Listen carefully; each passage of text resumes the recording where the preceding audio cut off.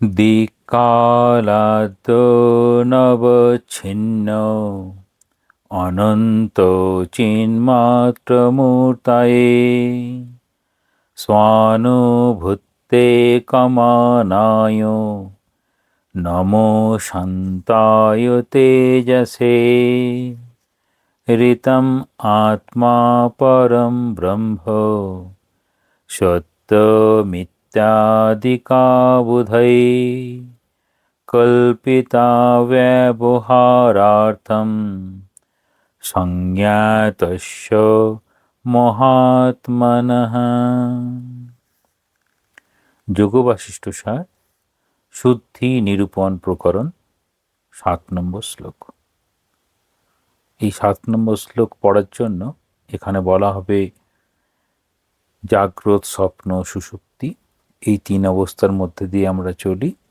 এই 3 অবস্থার মধ্যে দিয়ে যে চৈতন্য সত্তা সাক্ষী স্বরূপ রূপে বিরাজমান, সেটি তুরীয় সত্তা। অজাগ্রত স্বপ্ন নিদ্রাস্য ইয়ত্তে রূপম সনাতনম সচেতনম বিশুদ্ধম চ তন্ময়ো ভব সর্বদা। অজাগ্রত স্বপ্ন নিদ্রস্য তে ইয়ৎ সনাতনম সচেতনম চ বিশুদ্ধম রূপম তন্ময়ো সর্বদা ভব। হে রামচন্দ্র, জাগ্রত, স্বপ্ন, সুষুপ্তি, এই অবস্থা ত্রয়াতীত তোমার যে তুরীয় নিত্য জ্ঞানময় বিশুদ্ধ স্বরূপ, তুমি সর্বদা সেই ব্রহ্মস্বরূপ হও বা সেই ব্রহ্মরূপ হও। তাহলে জাগ্রত, স্বপ্ন, সুষুপ্তি, এই বিষয়টি দেখার জন্য আমরা বিবেক চূড়ামণির শ্লোক সংখ্যা 125 ও 126 দেখব, যেখানে এই কিভাবে এই 3টি অবস্থাকে বুঝতে পারা যায়। 125 নম্বর শ্লোকে এরকম বলা হচ্ছে বিবেক চূড়ামণির, অস্তি কশ্চিৎ স্বয়ং নিত্যম অহম প্রত্যয়লম্বনঃ অবস্থাত্রয় সাক্ষী সন পঞ্চকোশো বিলক্ষণঃ। পঞ্চকোশ বিলক্ষণ, পঞ্চকোশ থেকে আলাদা, অবস্থাত্রয় সাক্ষী সন, জাগ্রত, স্বপ্ন, সুষুপ্তি, এই 3 অবস্থার সাক্ষী হয়ে নিত্যম সর্বদা অহম প্রত্যয়োলম্বনঃ, অহম প্রত্যয়ের আশ্রয়, কশ্চিৎ কেউ একজন, স্বয়ং অস্থি নিজে আছেন। এই কেউ একজন অস্থি মানে আছেন এরকম যে ভাব, এটি হচ্ছে তুরীয় অবস্থা বা চৈতন্য অবস্থা। পঞ্চকোষ থেকে আলাদা। তাহলে পঞ্চকোষ অর্থাৎ আমাদের যেমন হবে অন্নময় কোষ, প্রাণময়, মনোময়, বিজ্ঞানময়, আনন্দময়, এই হচ্ছে পঞ্চকোষ। এই পঞ্চকোষ থেকে আলাদা জাগ্রত, স্বপ্ন, সুষুপ্তি, এই অবস্থাত্রয়ের সাক্ষীরূপ। তাহলে জাগ্রত অবস্থায় যখন আমাদের কর্মেন্দ্রিয়, জ্ঞানেন্দ্রিয়, বুদ্ধি সব জাগ্রত অবস্থায় রয়েছে। স্বপ্ন অবস্থায় তখন আর এই কর্মেন্দ্রিয়গুলো সেরকমভাবে সজাগ থাকে না, তারা যেন একটু তার চেতনার অবস্থা যেন অবদমিত হয়েছে। স্বপ্ন অবস্থায় বুদ্ধি ঠিকমতো কাজ করছে না, মনের ভাবনা দিয়ে, নিজের কল্পনা দিয়ে স্বপ্নের জগৎ তৈরি হচ্ছে।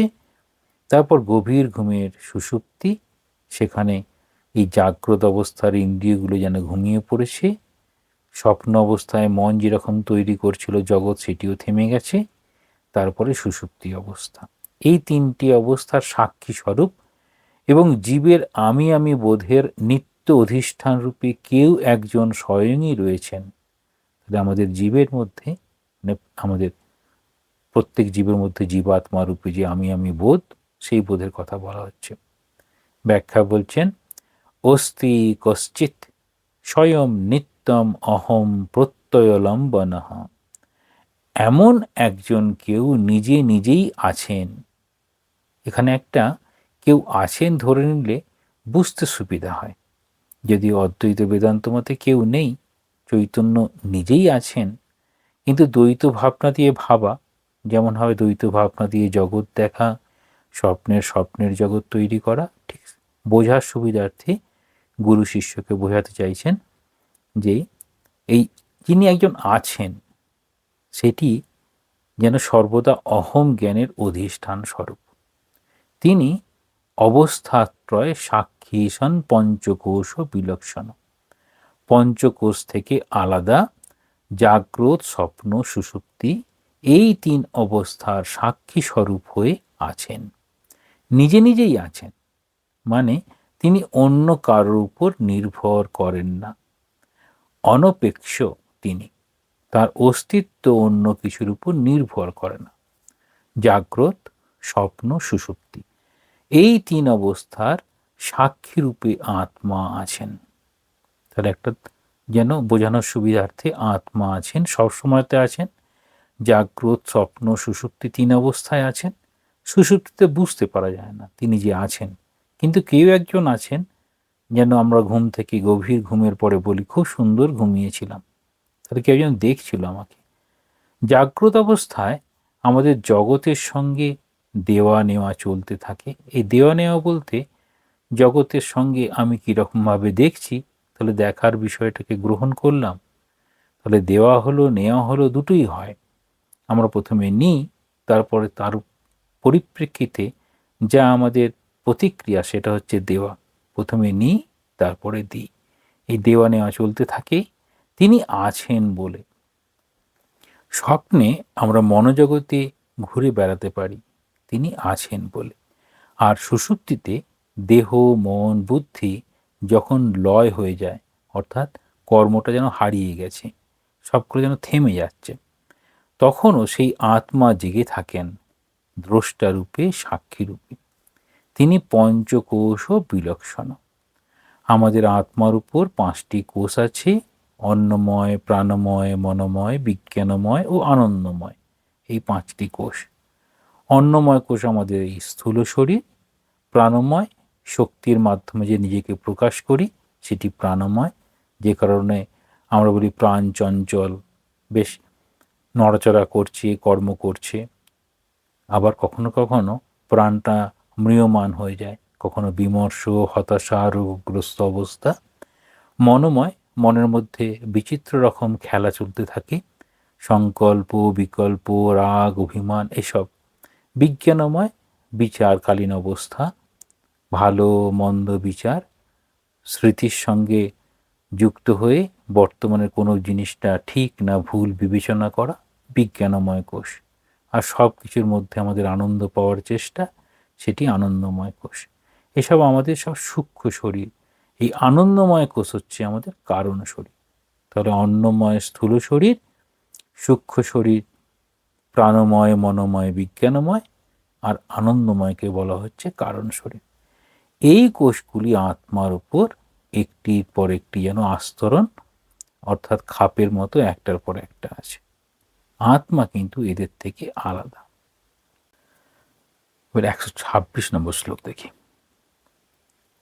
যো বিজানাতি সকলম জাগ্রত স্বপ্ন সুষুপ্তিষু বুদ্ধি তৎবৃত্তি সদ্ভাবম অভাবম অহম ইত্যয়ম। যিনি জাগ্রত স্বপ্ন সুষুপ্তি, জাগ্রত স্বপ্ন সুষুপ্তিকালে সকলম বুদ্ধি তৎবৃত্তি সদ্ভাবম অভাবম, সমস্ত বুদ্ধির ও তার বৃত্তির থাকা বা না থাকা, অহম ইতি আমি জানছি বলে, বিজানাতি জানেন, সেই অয়ম আত্মা, যিনি জাগ্রত, স্বপ্ন, সুষুপ্তি এই 3 অবস্থায় বুদ্ধির ক্রীড়া, তার বৃত্তি ও অভাব এসব আমি জানছি বলে জানেন, তিনি এই আত্মা। তাহলে এইসব আছেন যিনি জানছেন, বলছেন আমি জানছি তিনি সেই আত্মা। ব্যাখ্যায় বলছেন, যিনি জাগ্রত, স্বপ্ন, সুষুপ্তি এই 3 অবস্থায় সব কিছু জানেন, অর্থাৎ 3 অবস্থার মধ্যেই তিনি জানেন।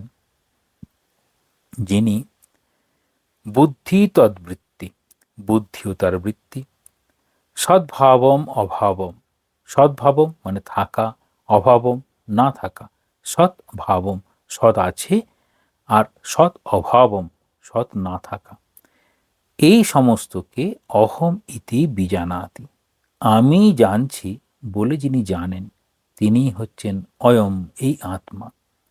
আমাদের জাগ্রত অবস্থায় মন, বুদ্ধি, ইন্দ্রিয় সবাই কাজ করছে। জাগ্রত অবস্থায় সবাই কাজ করে বলে আমরা জানতে পারি। তখন বিষয় সম্বন্ধে যে প্রত্যক্ষ জ্ঞান হয় সেটা বুদ্ধি কাজ করছে বলেই হয়। তাহলে চৈতন্যের প্রকাশ সেখানে বুদ্ধি দিয়ে প্রকাশিত। যখন স্বপ্ন দেখি তখন আমরা মনোজগতে থাকি। তাহলে জেগে থাকা অবস্থায় অনেকে স্বপ্ন কল্পনার মধ্যে ভাসতে থাকেন, এরকম আছে। তাহলে দিবা স্বপ্ন বলি আমরা, জেগে জেগে স্বপ্ন দেখা বলি। আবার ঠিক গভীর ঘুম নয়, কিন্তু ঘুমের অবস্থার, গভীর ঘুমের কিছুক্ষণ আগে যেতে চলতে থাকে, যারা স্বপ্ন দেখেন তাদের কথা। যখন আমরা স্বপ্ন দেখি তখন মনোজগতে, সেখানে আর বুদ্ধিটা কাজ করে না, কর্মেন্দ্রিয় জ্ঞানেন্দ্রিয়গুলো কাজ করছে না। ইন্দ্রিয়গুলো, বাকি ইন্দ্রিয় অর্থাৎ মন, এই ইন্দ্রিয়ের কেবলমাত্র সংকল্প, বিকল্প, এই যে গড়া বিভিন্ন ভাবনা নিয়ে চলা, আমি করব সংকল্প হলো, আর বিকল্প আমি করব না এরকম হলো। তাহলে মনোজগতের বিভিন্ন রকম অলিক কল্পনার জগতে স্বপ্নগুলো চলতে থাকে। সেখানে অবশ্যই আমাদের প্রত্যেকের রুচি অনুযায়ী, যেটিকে বলা হয় ধারণা, ধ্যান ধারণা, এই অনুযায়ী সে স্বপ্ন দেখতে পারে। ইন্দ্রিয়গুলো সেখানে কাজ করছে না।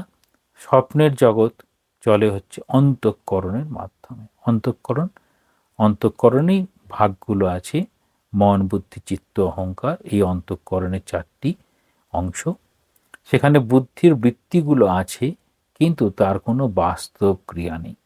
তাহলে জাগ্রত অবস্থায় বুদ্ধির ক্রিয়াগুলোর বাস্তব অস্তিত্ব আছে, কারণ বুদ্ধি বুঝতে পারে যে গরুর ডানা হয় না, কিন্তু স্বপ্নের যখন মনের জগতে তৈরি করবে সেই গরুটাকে তার ডানা লাগিয়ে দিতে পারে, বা গরুটা আকাশে উড়ে যাচ্ছে, এই রকম সব করতে পারে। আবার সুষুপ্তির সময় মন, বুদ্ধি কিছুই থাকে না। যখন সুষুপ্তি হচ্ছে, মন, বুদ্ধি কাজ করছে না। জাগ্রত অবস্থায় আমার যে অভিজ্ঞতাগুলো হচ্ছে, আমি জানছি যে আমার সেই অভিজ্ঞতাগুলি হচ্ছে। স্বপ্ন অবস্থায় যা দেখছি আমি জানি যে আমিই দেখছি। আর সুষুপ্তিতে আমার কোনো জ্ঞানই থাকে না, অর্থাৎ জাগ্রত অবস্থায় এবং স্বপ্ন অবস্থার জ্ঞান থাকে না। কিন্তু কোনো যে জ্ঞান থাকে না সেটা কিন্তু আমিই জানি। কোনো জ্ঞান থাকে না অর্থাৎ আমি ঘুমাচ্ছিলাম, নিশ্চিন্তে ঘুমাচ্ছিলাম, আমার মধ্যে তখন বুদ্ধি কাজ করছিল না, মন কাজ করছিল না, সেটা আমি জানি। তাই ঘুম থেকে উঠে বলি কি ভীষণ ঘুমিয়েছি, কিছুই টের পাইনি। তাই বলছেন এই যে আমি জানছি, এই বোধ হচ্ছে জাগ্রত, স্বপ্ন, সুষুপ্তি 3 অবস্থাতেই ছিল। সেই বোধ স্বরূপ যিনি 3 অবস্থার বিজ্ঞাতা রূপে সবসময় আছেন, তিনি এই আত্মা। তাহলে তুরীয় অবস্থা কোনটা বলা হবে? যখন এই আত্মা এতে যখন অবস্থান করা হবে তখন বলা হবে তুরীয় অবস্থা। সেই জন্য আমরা বেদান্ত সারের একটি অংশ আছে, সেটি আমরা দেখব, যেটি আমরা পাঠিয়েছিলাম।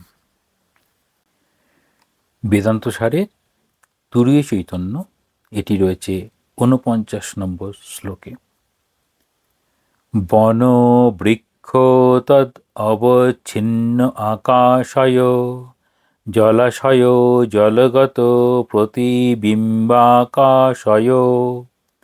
বা আধারভূতম অনুপহিত আকাশবৎ, অনয় অজ্ঞান তৎ উপহিত চৈতন্যয়, আধারভূতম যৎ অনুপহিতম চৈতন্যম তৎতুরীয়ম ইতি উচ্যতে শান্তম শিবম অদ্বৈতম চতুর্থম মন্যন্তে স আত্মা স বিজ্ঞেয় ইতি শ্রুতে।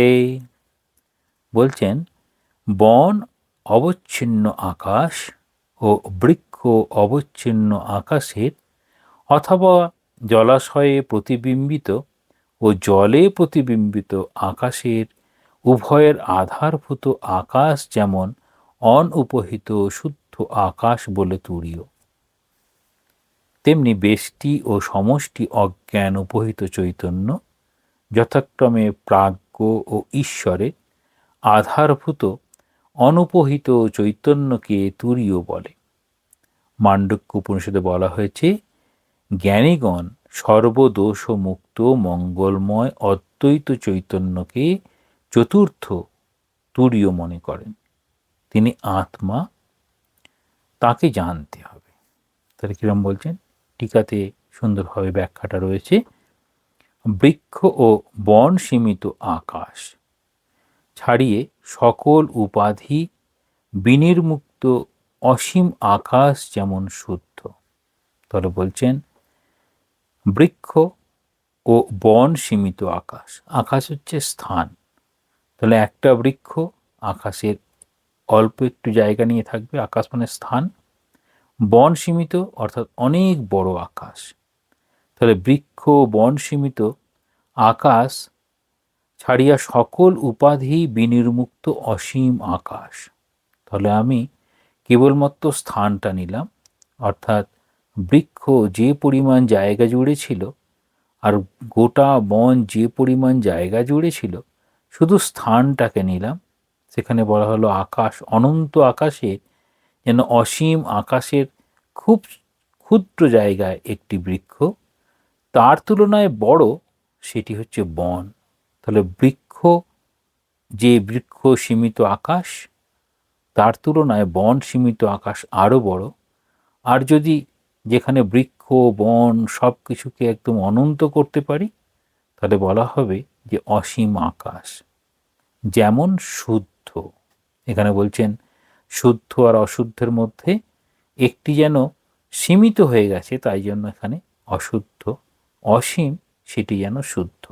তাহলে সীমিত আর অসীম এটিকে বোঝার জন্য এরকম ভাবতে পারি, নিজের সন্তানকেই কেবলমাত্র ভালোবাসা সেটি যে সীমিত ভালোবাসা, সকল সন্তানকেই নিজের মতো ভেবে ভালোবাসা সেটি হচ্ছে শুদ্ধ। কারণ সেখানে সে আর দুই দেখছেন না। যেরকমভাবে সাধারণ মানুষ এবং অতি সাধারণ মানুষ, শ্রীমা সারদা দেবীর দৃশ্যে যদি দেখি, তাহলে সেখানে শারদানন্দজি সেখানে যেন অনেক তার বড় প্রকাশ, ব্রহ্মজ্ঞ পুরুষ। আবার সাধারণ মানুষ আমজাতের কথা বলা হচ্ছে, তাহলে সেখানে যেন ওই ক্ষুদ্র আর অসীম তার ব্যাপ্তি, যার ওই শুদ্ধতা থাকবে তিনি সকলকে একই সঙ্গে গ্রহণ করতে পারবেন। তাহলে অসীম যেখানে, সেখানেই শুদ্ধ বলা হলো। আর যেটা লিমিটেশন, যেটা ক্ষুদ্র, সেখানে যেন অশুদ্ধ বলা হচ্ছে। আলোর ক্ষেত্রে যেন অন্ধকার এবং আলোর মধ্যে পার্থক্য। অন্ধকার যেখানে কম আলো সেটি অন্ধকার, আর যেখানে বেশি আলো সেটাকে আলোকময়। ঠিক সেই রকম তাহলে বৃক্ষ সীমিত, বন সীমিত আকাশ, আর দুটির বাইরে একদম অনন্ত ভাবা হলো। আবার উদাহরণ দিচ্ছেন, তাহলে এখানে বলছেন এক, আবার জল ও জলাশয়ে প্রতিবিম্বিত আকাশের অপেক্ষায় বিম্বভূত শুদ্ধ আকাশ। তাহলে বলছেন জল, অর্থাৎ জল বলতে এখানে এক ফোঁটা জল হতে পারে বা ক্ষুদ্র আধারে জল হতে পারে। আর জলাশয় মানে বৃহৎ জলাশয়, সেখানে এই প্রতিবিম্বিত আকাশ। তো যদি এই অনন্ত আকাশ সেটি যেন একটা শিশির বিন্দুতেও ধরা পড়ে, আবার অনেক বৃহৎ জলাশয় ধরা পড়তে পারে, আবার ছোট্ট একটি বাটির মধ্যেও জলটা ধরে রাখা যেতে পারে। বা এখানে বেদান্তের পরিভাষায় বলা হবে ঘটাকাশাটা, ঘটের মধ্যে যতটুকু জল তার মধ্যে যেটুকু আকাশ সীমিত আছে। তাহলে বলছেন যদি এই বৃহৎ জলাশয় ভাবা যায়, তাহলে সেই আকাশটা যেন খুব বড় হয়ে গেল, তখন বলা হবে শুদ্ধ আকাশ। যেমন এক, অদ্বিতীয়। তাহলে কীরকমভাবে বলা হচ্ছে, বেষ্টি আর সমষ্টির ভাব নিয়ে বলা হবে। বেষ্টি অর্থাৎ বেষ্টি হচ্ছে একটা বৃক্ষ, সমষ্টি সেখানে এই বনটা হচ্ছে সমষ্টি। তেমনি বেষ্টি ও সমষ্টি, অজ্ঞান উপহিত চৈতন্য এক। তাহলে পরিমাণগত পার্থক্য আছে, কিন্তু চৈতন্যের দিক থেকে এক। তাহলে আকাশ, দুটোতেই আকাশ, বৃক্ষতেও আকাশ বলা হচ্ছে, বৃক্ষ সীমিত আকাশ, আর বন সীমিত আকাশ, আর অনন্ত আকাশ। তাহলে সেই এক চৈতন্য কথা বলা হল। বলছেন সেই চৈতন্য এক, অদ্বিতীয়, শুদ্ধ। তাহলে এখানে বলা হচ্ছে যত বৃহৎ, তাহলে অনরণীয়াম মহতী মহিয়াম, ছোট্ট একদম অনরণীয়াম, অনুর অনু, সেখানেও তিনি আছেন। মহতী মহিয়ান, বিশালের মধ্যেও তিনি রয়েছেন। এই শুদ্ধ এক আকাশ যেমন বন ও বৃক্ষের অথবা জল ও জলাশয়ের আধার, তেমনি এক অনুপহিত শুদ্ধ চৈতন্য বেষ্টি ও সমষ্টির অজ্ঞানের আধার। এখানে এই অজ্ঞান, অজ্ঞান উপহিত চৈতন্য, এগুলো প্রকাশ করা হয়। কোনো বস্তুর আধার ব্যতীত কল্পিত হতে পারে না। তাহলে কোনো বস্তুকে যদি আমরা কল্পনা করতে চাই, একটা আধার কল্পনা করতে হবে। তাহলে বস্তু, এখানে বস্তু হচ্ছে সেই ব্রহ্মের স্বরূপ। বেদান্তে বস্তুকে ব্রহ্ম বলা হয়। আধার অর্থাৎ নাম রূপের মধ্য দিয়ে যে প্রকাশ, সেটি হচ্ছে আধার। তাহলে কোনো বস্তুকে আধার ব্যতীত কল্পনা হতে পারে না, কল্পনা করতে পারি না। বেদান্ত মতে সর্বব্যাপী চৈতন্যই সকল সৃষ্টির আধার। তাহলে সকল যে সৃষ্টি হয়েছে, তাহলে সব সৃষ্টির মধ্যে সেই চৈতন্য সত্তা রয়েছে। সেই জন্য বলা হচ্ছে সকল চৈতন্যের আধার। আকাশ বন ও বৃক্ষকে আশ্রয় করে থাকে না। আকাশ কি বন ও বৃক্ষকে আশ্রয় করে থাকে? না, বন ও বৃক্ষ আকাশকে আশ্রয় করে থাকে।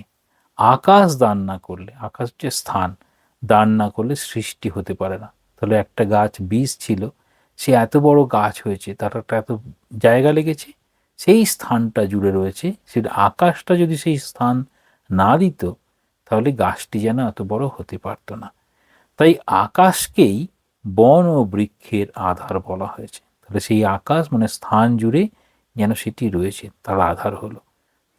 আধারভূত অনবচ্ছিন্ন মহাকাশ যেমন, এবার বলছেন এই মহাকাশের সঙ্গে আকাশ যেন সীমিত, সেটি যেন মহাকাশ। তাহলে আধারভূত অনবচ্ছিন্ন মহাকাশ যেমন, তেমনি প্রাজ্ঞ ঈশ্বরের আধারভূত বিশুদ্ধ চৈতন্যকে তুরীয় বলা হয়েছে। তাহলে এখন বলছেন প্রাজ্ঞ ও ঈশ্বরের আধারভূত বিশুদ্ধ চৈতন্যকে তুরীয় বলা হয়েছে। যদি আপনাদের কাছে বেদান্ত সার বইটি থাকে, তাহলে 48 নম্বর শ্লোকের ব্যাখ্যার একদম শেষ দিকে বলা হয়েছে, সূক্ষ্ম স্থূল দেহকে উপাধি রূপে গ্রহণ করলে সেই উপাধি উপহিত চৈতন্যকে বলে জীব। তাহলে কি বলছেন? সূক্ষ্ম ও স্থূল দেহকে উপাধি রূপে গ্রহণ করলে, তাহলে স্থূল শরীর আর সূক্ষ্ম শরীর, আর কারণ শরীর আছে। তাহলে স্থূল শরীর আর সূক্ষ্ম শরীরকে যদি উপাধি রূপে গ্রহণ করা হয়, সেই উপাধি উপহিত চৈতন্যকে জীব বলে। অর্থাৎ আমরা যে প্রত্যেকে এক একটি জীব, তাহলে আমাদের স্থূল শরীর, সূক্ষ্ম শরীর, সেটিকে উপাধি রূপে গ্রহণ করে জীব বলা হলো। আর স্থূল আর সূক্ষ্মের যে কারণ, বলছেন সূক্ষ্ম স্থূলের যে কারণ, যে অব্যক্ত প্রকৃতি, তাকে উপাধি রূপে গ্রহণ করে সেই এক চৈতন্যই হন ঈশ্বর। তাহলে কি বলছেন? সেই এক চৈতন্য, সেখানে এই কারণটি, সব কিছুর যে অব্যক্ত প্রকৃতি, তাহলে সমস্ত এই যে জীব জগৎ যে সৃষ্টি হয়েছে, সমস্ত স্থূল সূক্ষ্মের যে কারণ, তিনি হয়ে গেলেন ঈশ্বর। তাহলে এখন আমরা ভাবতে পারি প্রাজ্ঞ কাকে বলবো।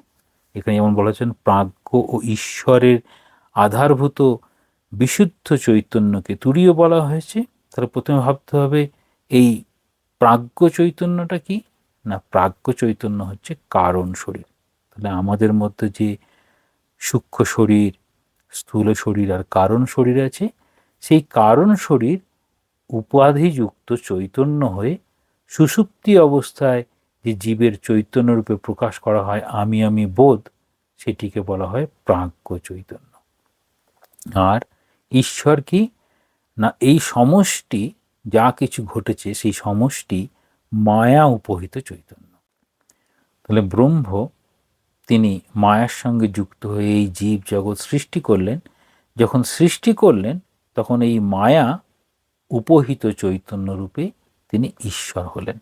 তাহলে ঈশ্বর চৈতন্যটা কি না এই সমগ্র সৃষ্টির যে মায়া উপহিত চৈতন্য সেটি হচ্ছে ঈশ্বর। তাহলে এখানে বলা হচ্ছে প্রাজ্ঞ ঈশ্বরের আধারভূত বিশুদ্ধ চৈতন্যকে তুরীয় বলা হয়েছে। তুরীয় শব্দের অর্থ হচ্ছে চতুর্থ। তাহলে জাগ্রত, স্বপ্ন, সুষুপ্তি, এই তিনটের পরে একটা চৈতন্য সত্তা যেটি থাকছে, যেটাকে বলা হচ্ছে আত্মা, সেটি হচ্ছে তুরীয়, অর্থাৎ এই তিনটির ঊর্ধ্বে রয়েছেন। এখানে উপমায় যদিও তিনটি চৈতন্যের কথা বলা হয়েছে, কিরকম না প্রাজ্ঞ চৈতন্য, ঈশ্বর চৈতন্য, শুদ্ধ চৈতন্য। তাহলে প্রাজ্ঞ চৈতন্য কি না ব্যষ্টি জীবের ক্ষেত্রে সুষুপ্তি অবস্থায় যে আমি বোধ থাকে সেটি হচ্ছে প্রাজ্ঞ চৈতন্য। আর এই সমষ্টি মায়া, সেই সমষ্টি মায়া উপহিত চৈতন্য সেটি হচ্ছে ঈশ্বর। আর শুদ্ধ চৈতন্য যেটি সাক্ষী রূপে থাকে, জাগ্রত, স্বপ্ন, সুষুপ্তি তিনটের মধ্যে যেটা সাক্ষী রূপে থাকে, যিনি এই বোধ করেন সেই শুদ্ধ চৈতন্য। এবার বলছেন তাহলেও পরবর্তীতে প্রকাশ্য স্থূল সূক্ষ্ম কারণকে লক্ষ্য করে কারণাতীত চৈতন্যকেই এখানে চতুর্থ তুরীয় বলা হয়েছে। কৈবল্য উপনিষদের 18 নম্বর শ্লোকে বলা হচ্ছে ত্রিষু ধামসু যদ ভোগ্যম ভোক্তা ভোগস্য যত ভবেৎ তেভ্যো বিলক্ষণো সাক্ষী চিন্মাত্রোহম সদাশিবঃ।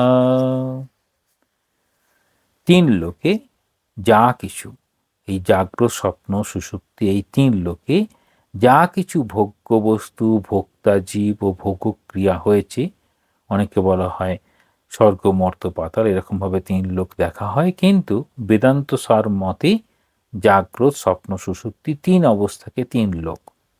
যা কিছু ভোগ্য বস্তু, ভোক্তা জীব ও ভোগক্রিয়া হয়েছে, সে সকল থেকে আলাদা সাক্ষী স্বরূপ চিন্মাত্র আমি সদাশিব, অর্থাৎ আমি আত্মা স্বরূপ। অর্থাৎ সকল ভোগ্য, ভোক্তা, ভোগ ভাব মুক্ত শুদ্ধ আত্মাই জীবের স্বরূপ। এই উপাধিরহিত আত্মাকেই তুরীয় বলা হয়েছে। তুরীয় চৈতন্যই একমাত্র সত্তা। তাহলে তুরীয় চৈতন্যই একমাত্র সত্তা, অর্থাৎ তুরীয় চৈতন্যকেই আত্মা বলা হয়েছে। জগতের অনুভব সেটি হচ্ছে মাইক। জগতের অনুভব মাইক কেন? মাইক মানে যে মায়া যুক্ত হয়ে মাইক। জাগ্রত অবস্থার জগৎ একরকম, স্বপ্ন অবস্থার জগৎ একরকম, আর সুষুপ্তি অবস্থায় স্বপ্ন এবং জাগ্রত অবস্থার যে জগৎ ছিল সেটি যেন থেমে গেছে। তাহলে এই জগতের অনুভব সেটি মাইক, অর্থাৎ পরিবর্তনশীল। এ কথা বোঝানোই বেদান্তের উদ্দেশ্য। তাহলে বেদান্তের উদ্দেশ্য কি বলছেন, কোনটা যেতে হবে, যেটি সরাসরি এখানে বশিষ্ঠদেব শ্রীরামচন্দ্রকে বোঝাতে চাইছেন যে অজাগ্রত স্বপ্ন নিদ্রাস্য ইয়তে রূপম সনাতনম সচেতনম বিশুদ্ধম চতন্ময়ো ভব সর্বদা। হে রামচন্দ্র, জাগ্রত, স্বপ্ন, সুষুপ্তি এই অবস্থা ত্রয়াতীত তোমার যে তুরীয় নিত্য জ্ঞানময় বিশুদ্ধ স্বরূপ, তুমি সর্বদা সেই ব্রহ্মরূপ হও। অর্থাৎ এই জাগ্রত স্বপ্ন সুষুপ্তি এটি মায়ার অধীন, তাহলে পরিবর্তনশীল মায়িক জগৎ। এই জগতের মধ্যে থেকে তুমি কখনোই সেই অনন্ত জ্ঞানম, সেই জ্ঞান কখনো লাভ করতে পারো না। তো সেই জ্ঞানটা কি?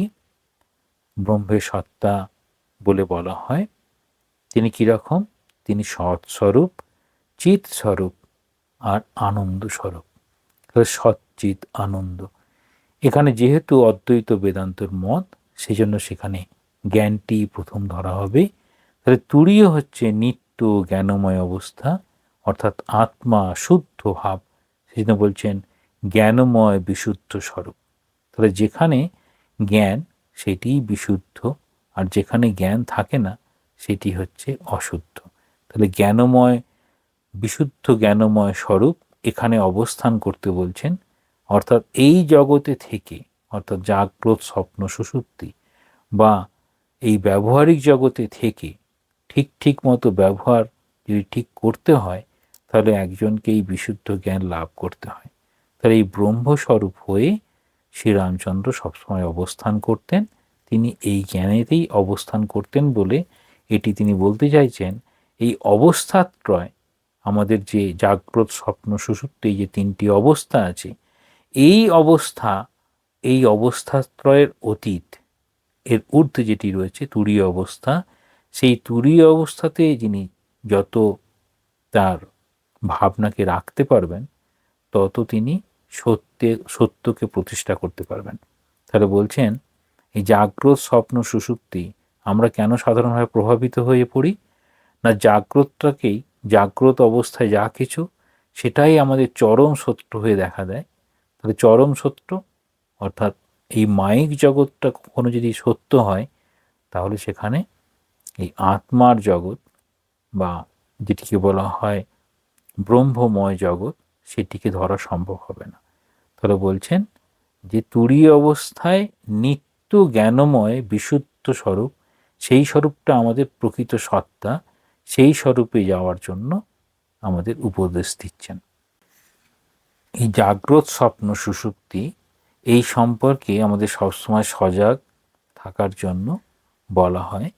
সেই জন্য এই ঠাকুর শ্রীরামকৃষ্ণদেব বারবার বলছেন এই ব্যবহারিক জগতে সত্যকে অবলম্বন করে চলাটাই আমাদের জীবনের বড় তপস্যা। কারণ যেখানে জাগ্রত অর্থাৎ ব্যবহারিক জগৎ, সেখানে যদি সত্য অবলম্বন করে চলা যায়, তাহলে স্বপ্নের জগৎ কখনো অলীক হবে না। অলীক স্বপ্ন দেখা বন্ধ হবে। তাহলে অলীক স্বপ্ন আমাদেরকে বিপরীত দিকে নিয়ে চলে যায়। আর সেটি যখন সাক্ষী স্বরূপ আমি থাকব, তার ঊর্ধ্বে হচ্ছে চৈতন্য সত্তা স্বরূপ। চৈতন্য সত্তা স্বরূপ যখন বোঝার চেষ্টা করা হয় তুরীয় অবস্থা, সেই অবস্থায় ওই তত্ত্বমসি শ্বেতকেতু, অর্থাৎ সকলের মধ্যে সেই চৈতন্য, আমার মধ্যে যে চৈতন্য সত্তা আছে, আর বাকি সব কিছু একই রকম চৈতন্য সত্তায় দিয়ে নিজেকে প্রকাশ করছেন। তাহলে মায়া উপহিত চৈতন্য, সেটি হচ্ছে ঈশ্বর। আর সাক্ষী স্বরূপ যে শুদ্ধ সাক্ষী স্বরূপ চৈতন্য, সেটি হচ্ছে শুদ্ধ চৈতন্য। তিনটি অবস্থা তাহলে এখানে বারবার বলা হলো। তিনটি কি অবস্থা? তিনটি অবস্থা হচ্ছে, একটি হচ্ছে প্রাজ্ঞ চৈতন্য, একটি ঈশ্বর চৈতন্য, একটি শুদ্ধ চৈতন্য। তাহলে প্রজ্ঞা ও ঈশ্বরের আধারভূত বিশুদ্ধ চৈতন্য, এই যে বিশুদ্ধ চৈতন্য, সেটি হচ্ছে তুরীয় বলা হয়েছে। তাহলে এখানে আমরা খুব ভালো করে দেখব যে তিনি জীব বা ঈশ্বর নন। তাহলে এই শুদ্ধ অনুপহিত চৈতন্যই একমাত্র থাকবেন। তিনি জীব বা ঈশ্বর নন, তিনি শুদ্ধ চৈতন্য স্বরূপ। এই শুদ্ধ চৈতন্য স্বরূপ যখন বোধ হয়, তখন আর আলাদাভাবে তার কাছে জগতের কোনো অস্তিত্ব নেই। তাহলে আমরা জগৎকে এই মায়িক জগতের মধ্যে থেকেই এই জগতের ভালো মন্দ আমাদের যেভাবে প্রভাবিত করতে পারে, সেই প্রভাবের ঊর্ধ্বে চলে যেতে পারে। তাহলে আজকে এই পর্যন্ত। ওম শান্তি শান্তি শান্তি। হরি ওম তৎসৎ। শ্রীরামকৃষ্ণার্পণমস্তু।